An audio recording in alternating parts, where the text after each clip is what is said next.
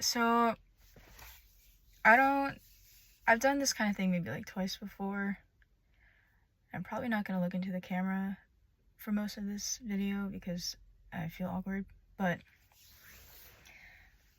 I've done it twice before where I like just talk. The first time I did it, I was in Korea and I was drunk. Second time I did it was in my car like 3 weeks ago when I was feeling kind of down. Right now I'm not really feeling down, but I was watching a YouTube video of this girl who's 27, and she was talking about how she's never been in a relationship, and she was mostly just talking about how like she was like busy for a long time and didn't really have like room or like the capacity to think about dating. And I was thinking about like what I've experienced in regards to that, and like the reasons and everything contributing to like my lack of dating history. I'm 22 for context, and it's not like a big age. Like, I mean, even if you're like 30 and if you've never dated, it's not a huge deal, but I always feel like it's a huge deal for me. And I think if you're at a certain age and you also think that way, then you would sympathize. But wow, I like don't talk really a lot at all the past like month and a half because I haven't started working yet. And usually there's like another person there to like fill the space, and so like I'm losing my breath as I'm talking. And I also don't really work out regularly, so I don't have a lot of lung capacity. I don't think that makes sense, but anyways, I wanted to talk about my life, I guess. So like why I've never dated. I don't know why I'm making this video, like no one gives a crap, but I don't know, like might as well. I'm not doing anything. I think it's good to reflect on my life sometimes, even though I'm like still pretty young. And even though I'm pretty young, it feels like a lot has happened. And so I guess if I start in high school, I'm gonna start in high school because I feel like my life kind of started like I wasn't like an autonomous being until I was like a 6th grader. Like I was watching that video of the girl, and she was like talking about how she hasn't had like she didn't have like romantic tension with anyone when she was young. And I was like, oh, okay, like she's like me. And then she was like, yeah, like 3rd, 4th, 5th grade, I didn't talk to, I just realized those are the wrong figures, but she was like, yeah, I didn't talk to anyone those years. I was like, I didn't realize I was like a conscious being until I was like 12. So yeah, I guess like what I'm trying to say is I don't remember much of my childhood. I think I had a relatively happy childhood. I had and have 2, like, you know, well, my relationship with my parents has been like very rocky. It's great now. It's all good now, but you know, I went through a really rough time in high school with my parents, especially my father. But yeah, things are all good now. We probably should have gone to like therapy about it, but time has put a band-aid over wounds, I think. So has my medication. And so I'm not here to talk about that. Okay. I think I grew up like a pretty good-looking kid. Like, I think it was rough when I was a baby. Like I was like chunky, and like for some reason my face looked big on my head, on my body, but I grew up like a good-looking kid up until I was like in 10th grade, like sophomore year of high school, is when I started to feel very insecure about my appearance. And I think this is like kind of an unconventional like like glow up story, because I started out kind of good looking. And I'm not saying I'm good looking now. I'm just saying, like, I just want to emphasize, like, there's a sharp contrast between how I looked when I was like a kid and when I was like pubescent. And I think a lot of people could relate to that. But I think me in particular, I went through a lot of ups and downs when it came to my appearance, just like objectively. Like, I was a cute kid, and I experienced like the whole like little, like I was a little girl and little boys were like pursuing me and like saying they liked me and stuff, like that kind of thing, like the innocent, like you're a cute girl and there's like a boy who just is being annoying, and you know, that whole thing. And so I grew up getting like a good amount of attention, but I think when I started going through puberty in high school, I was a very late bloomer. I didn't get my period until 9th grade.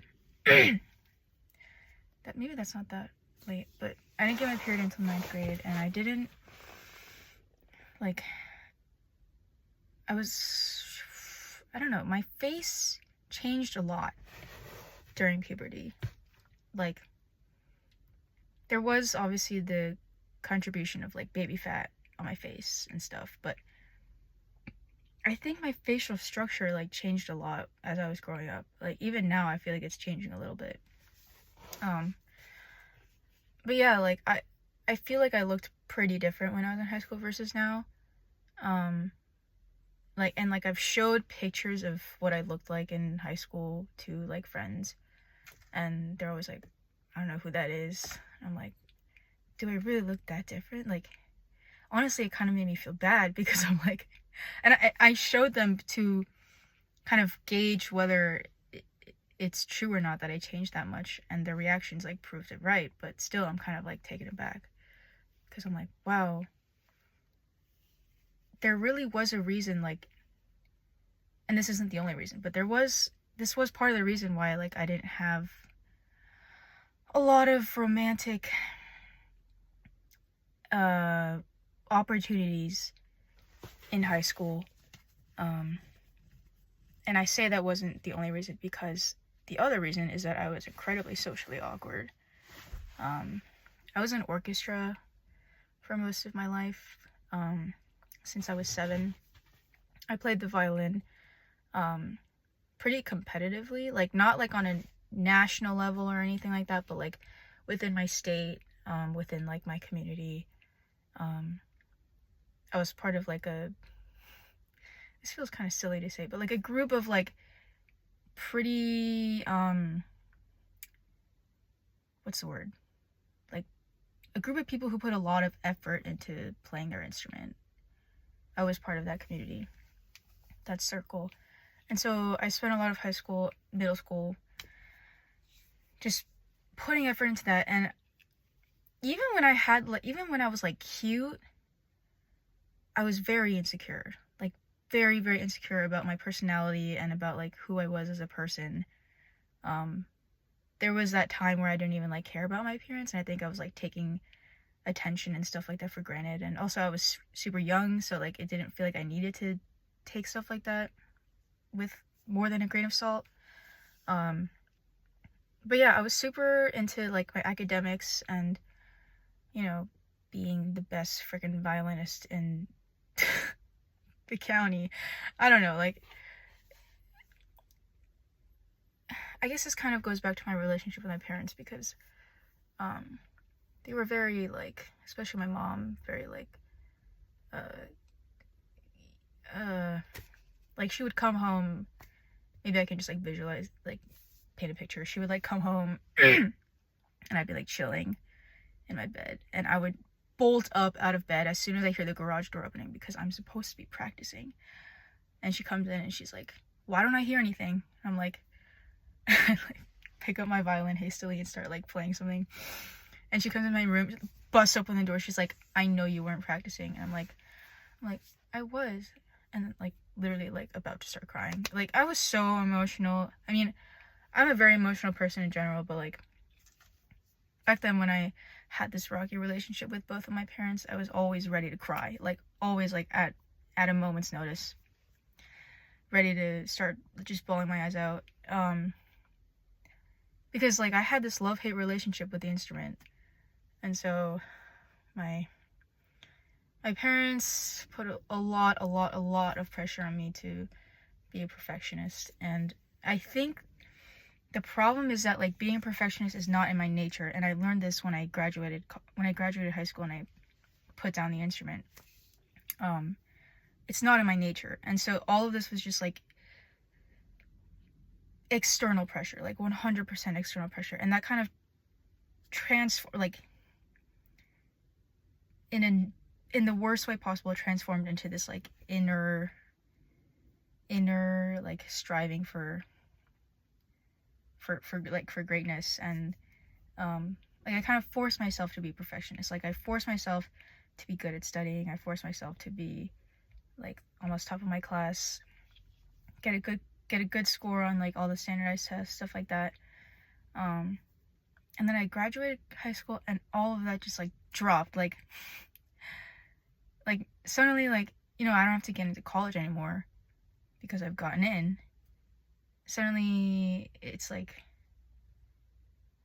all those expectations have been, like, lifted off of my shoulders, and now I don't even know who I am as a person anymore, because those 17 years of living have added up to, like, practically nothing. At least to me, that's what it felt like. College was sort of me just, like, relearning who I am as a person, trying to, like, shed all of those, like, insecurities and external expectations that were just kind of thrust on me as a kid, and learn who I, like, am at my core. And I think that's why I've struggled so much in the past 4 years. Just trying to figure out what all that means for me.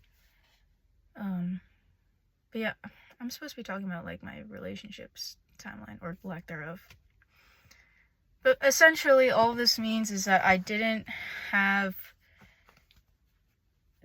the room or I didn't have the time or even, like, the intrinsic motivation to, like, think about being in a relationship or anything like that. And I think that's kind of normal for kids in high school, maybe, like, kids with parents who are as, you know, go-getter as mine were.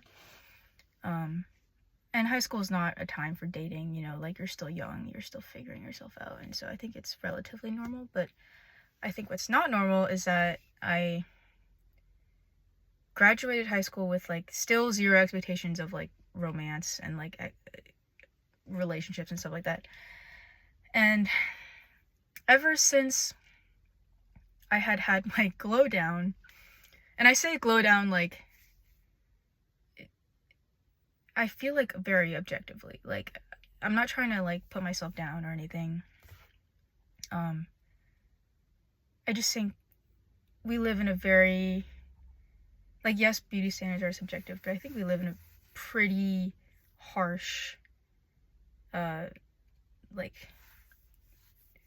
societal, like, environment when it comes to beauty and, like, outward appearance. And I'm just acknowledging that with the way I described myself when I was a little younger, and even now. But anyways, like, my glow down period, for the first time since I was, like, 6, this guy who went to my church, pretty much, like, he told me he liked me. And I remember being so flabbergasted about that, because I was so many things. I was extremely depressed. I hated myself. I hated my appearance. I hated my personality. I thought I wasn't good at anything. But yeah, like, I was just, like, shaken. I was like, what? Like, what is there to enjoy about this? Like, and, like, I had a lot of acne back then. I was, I just got out of braces. And I remember I was in a low point a low point of a low time, because I was like, these didn't even make me look that much better. Like, I'm still freaking ugly.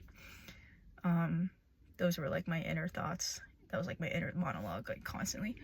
But anyways, this guy told me he liked me, and we like flirted a lot. We flirted back and forth, and I considered being in a relationship with him. And I think this is around the time this is like when the pattern starts.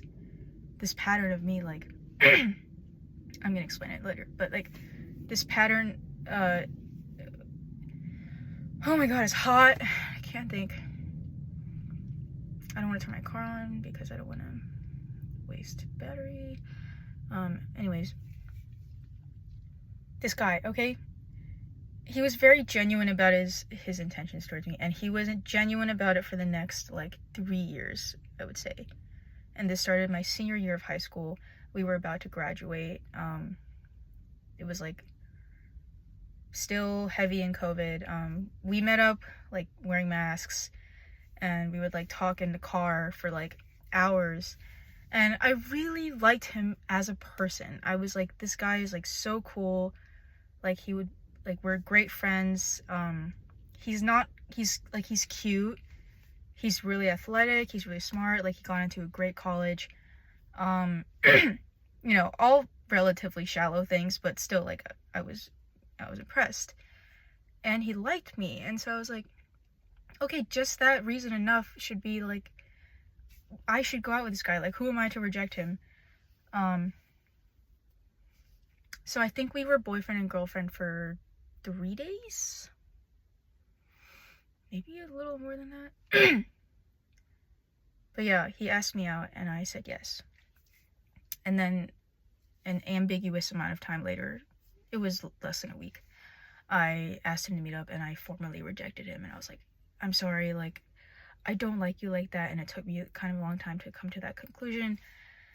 And I was just really confused with myself because I was like, this is the first time a guy has expressed interest in me since I was like prepubescent, and I had the gall to reject him. But this is when I started realizing that like I can't force myself to be attracted to people. And I know that goes for everybody. But I've always thought it was kind of very emphasized with me. Like, I'm very good. I'm too good at not being with people, being in situations I don't want to be in. Like, I don't really want to be in.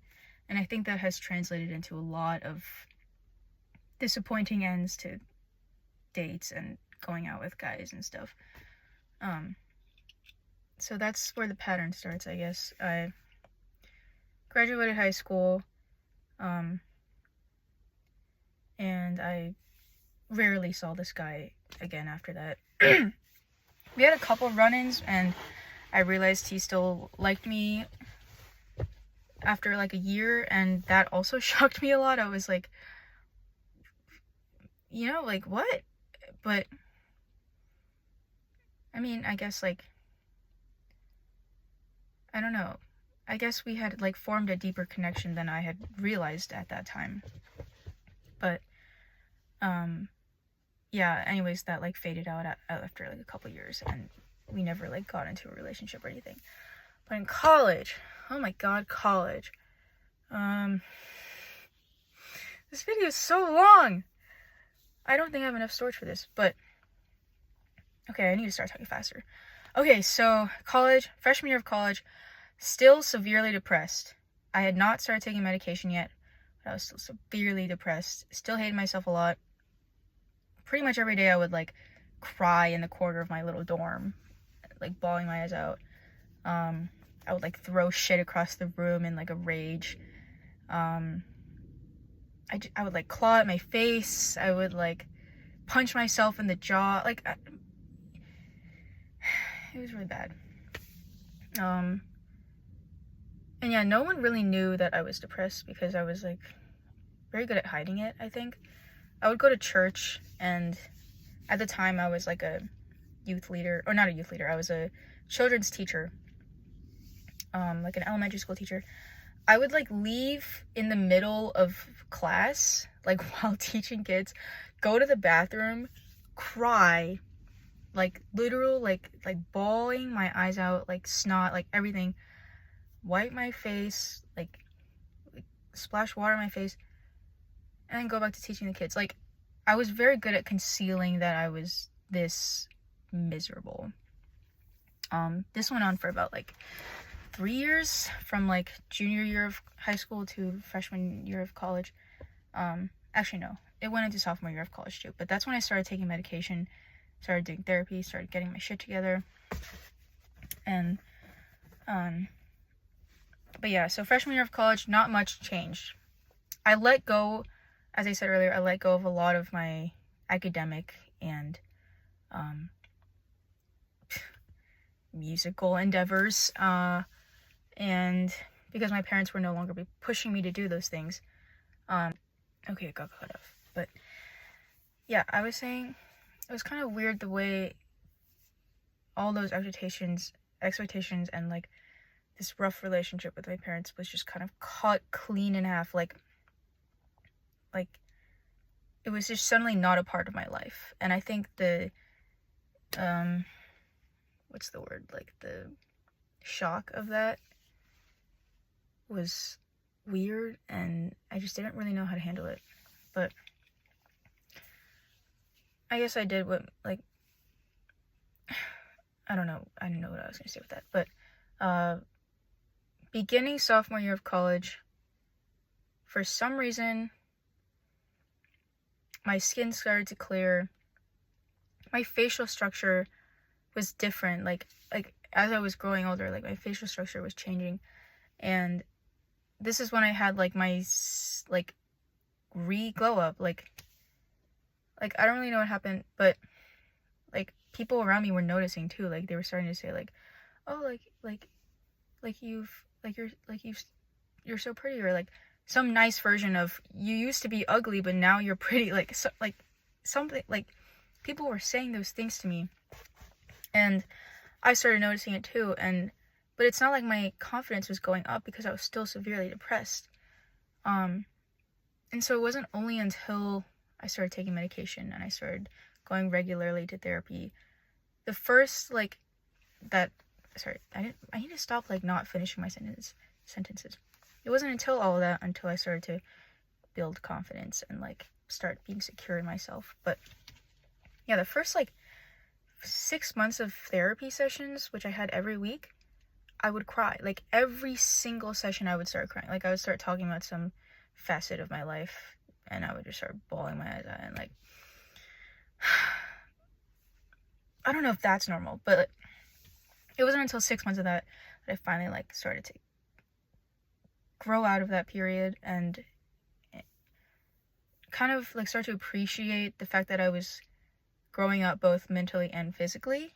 And that is when I started to go on dates and receive romantic advances. That is when I started to like make a dating app profile and like, you know, like talk about guys with my friends. Up until then in my life, I never spoke about guys with my friends. Like even freshman year of college, there was like the occasional like, oh, I saw this cute guy, like blah blah. There was never a mention of like me dating, and no one really like treated me as like a viable romantic option, like even like girls and guys. And I didn't either, so like that's probably a big reason why. But sophomore year of college is when I started to go on dates with men, and that was kind of, it wasn't bad, but it was like kind of disappointing, you know. Like I would go on a date and like the guy would seem really into me, like out of nowhere. I'm like, you just met me. But they would be suddenly very serious about it, like very serious and forward with their intentions and their advances, and I rejected all of them. And like I think like around this point I started feeling kind of like a, I don't want to say this word, like it's gonna make me sound like such a douchebag, but like a heartbreaker, like kind of, because of the amount of attention I was suddenly receiving and like rejecting all of it, because I was like, I'm not used to this. this is weird. Like, you guys don't know what you're doing. Let me make the decision for you. Like, it was just all a lot at the same time, too much. And so yeah, like, nothing came to fruition from like dating apps, is what I'm trying to say. And so sophomore year passed. Oh no. When I was 19, I lost my virginity when I was 19. In a very stupid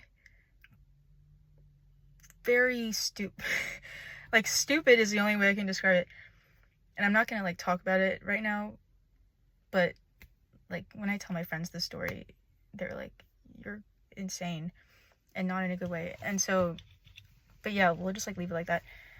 But I think, like, as I started growing into myself physically and like realizing that I was like I had a body and like a face, and like, I don't know how to describe this like sensation of coming into realization of things other than like my brain and my personality.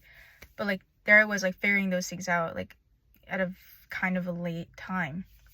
And so I was trying to go on all these dates. I started being very physically forward with guys I wasn't even attracted to. And it didn't matter if I was drunk or sober or what. Like, I just started being like that. And none of the guys I did anything physically with I was actually attracted to. It was like a test for myself. It was like, can I come out of this and still like this person? Not that I was ever romantically into them, but it was like a weird, twisted way of me kind of questioning myself. And for a long time, I thought I was like asexual because I couldn't have like enjoyable experiences this way, and like, I feel like it's obvious why. But you know, I went through that period of like questioning. I'm still kind of going through that as well. But yeah, where am I going with this? I guess all of that is to say, like, I've still never been in a relationship, because like, the guys that are serious about me and like are very genuine with their actions and their words towards me, I've been very fortunate with like the men I've met. Like, I have friends, and I've heard a lot of like stories, and I know that there are not a lot. I mean, maybe there are a lot, but like, I'm just trying to say, like, I've been very fortunate with the guys I've met. Like, none of them have ever tried to force anything on me. There was one incident where a guy, like, after I rejected him, asked out my best friend by asking me for her number. It was just like a whole like messed up, childish affair that I also like had a part in. But anyway, like, I never had like a horrible experience with a guy.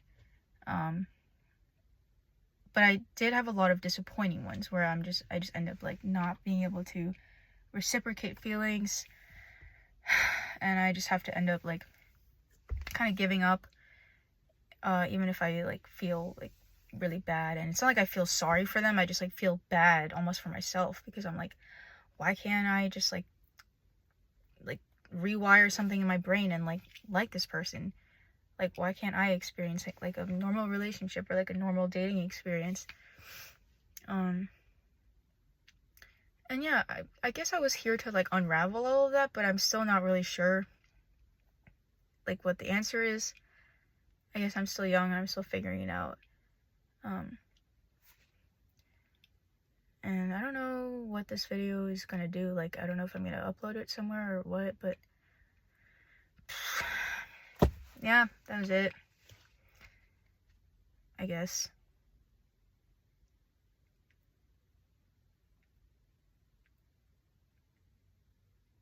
Okay.